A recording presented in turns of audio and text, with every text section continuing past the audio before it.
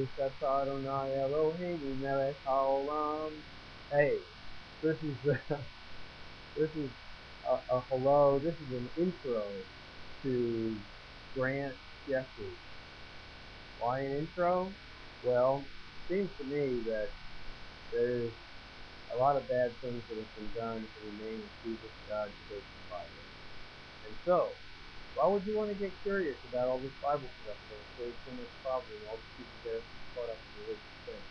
So this is an introduction to the 5 big shows. The 5 big shows go like this. What are the 5 big shows that the Spirit, referred to as Yahweh, has put on for the people of the earth? Number 1, supernatural powers given to ordinary people. Number 2, the entire Jesus of Nazareth visit, especially hundreds of predictions in the Hebrew book that all seem to point to the Jesus of Nazareth character. Number 2, hundreds of people who seem to have seen him for a period of 40 days, resurrected from the dead after an ugly, gory public persecution and death. Hundreds of predictions, hundreds of people seeing him alive, and hundreds of thousands of miracles done in only 3 years. Those are the 3 rumors. Predictions, eyewitnesses to resurrection and ascension, and 3 years of miracles, signs, and wonders. Supernatural powers given to ordinary people after he went back into the spirit realm. That's number 1. That's for us. Guidance, power. Okay? The whole Jesus visit. The amazing exodus, the supernatural escape of 3 to 12 million people. The exodus, that whole deal. The flood. It was the spirit that you interacted with, the spirit that would actually kill all the human beings on the earth except for one human being that was listening to voices that built a strange boat. Sounds completely outlandish. If it's just a myth, who cares? If it actually happens, you want to interact with that spirit somehow and get some understanding. And then there's all existence.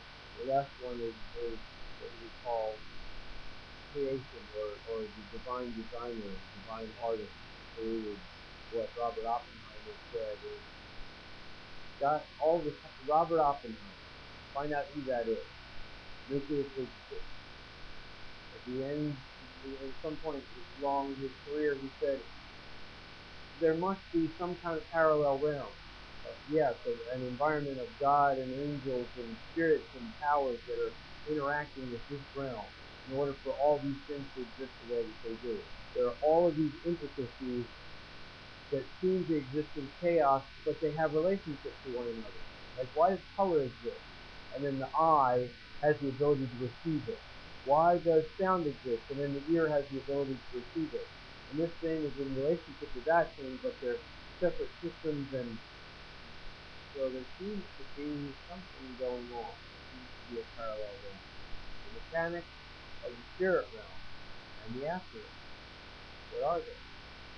What are they? I don't even know how to turn this thing off. This is an intro to the Jeffrey Grant presentation to get people off the street into some curiosity about what Bible stuff is all about, trying to avoid the problems of religion. The 5 big shows. It seems that a surprise language has shown up. Read the Oxford translation of the New Testament, 1 Corinthians 14. There's an ecstatic utterance, an ecstatic language.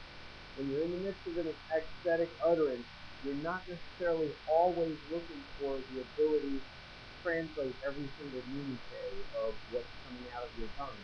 Because you're like a little kid in a sandbox saying, I'm happy it's spring, and what's the color of those purple things, and I need some applesauce, and and I like all this. Okay? So in a formal setting, where there are people being delivered information and gathered together in some song, you want some interpretation. So supernatural powers given to ordinary people, including a surprise landing, the whole Jesus visit, the whole wild, intense Exodus deal. Is the spirit that you interact the spirit that would rescue 3 to 12 million slaves out of really horrible, oppressive slavery at the last cliffhanger moment without a war? That's what Nancy cares. If that really happened, sorry, it feels like I'm going to go through with a bunch of other interesting pieces about that. That spirit that helped those people would be a reasonably good spirit to be aligned with. Supernatural powers given to ordinary people, the whole Jesus business, the whole Exodus deal, the whole flood deal, the artwork of all existence. Why does the earth have water flowing on it, but nowhere else in the universe have they ever found a planet covered by lots and lots of water with frozen caps, and the evaporation rate at the equator is so intense